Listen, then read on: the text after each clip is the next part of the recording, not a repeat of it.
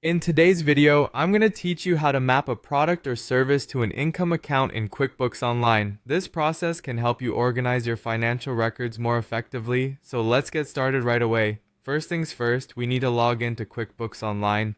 Open your Chrome browser and go to the official QuickBooks login page at https://qbo.intuit.com. Once you're there, you'll see the login screen. Just enter your email address and password that you use for your QuickBooks account and click the login button. It's really crucial to ensure that you're using the correct account credentials to access the right business or personal account you're managing. Once you're in, let's move on to accessing the products and services section. Take a look at the top right corner of your screen. You'll spot a gear icon. Go ahead and click that. This will open up a menu with various options. Under the category labeled Lists, you'll find a selection called Products and Services. Click on that and it will navigate you to a list of all the products and services you've got set up in your QuickBooks account.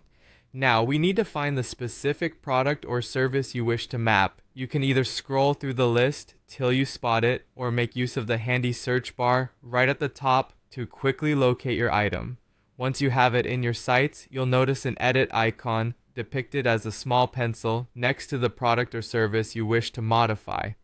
Click on this pencil icon to enter the editing mode. We're now at the most crucial part, mapping to an income account. You'll see various fields, but what we're interested in is the one labeled Income Account. Click on this drop-down menu, which will present you with a list of all the income accounts you have set up. Carefully select the income account to which you want this product or service to be tied. This step determines where the sales revenue for this product or service will be recorded in your accounts. While you're here, you may also want to consider adding a detailed description or adjusting the pricing if necessary. These little tweaks can make things clearer for anyone who works with this item later on. Once you're satisfied with your selections and any other changes you may have made, it's time to save everything. Simply click on Save and Close.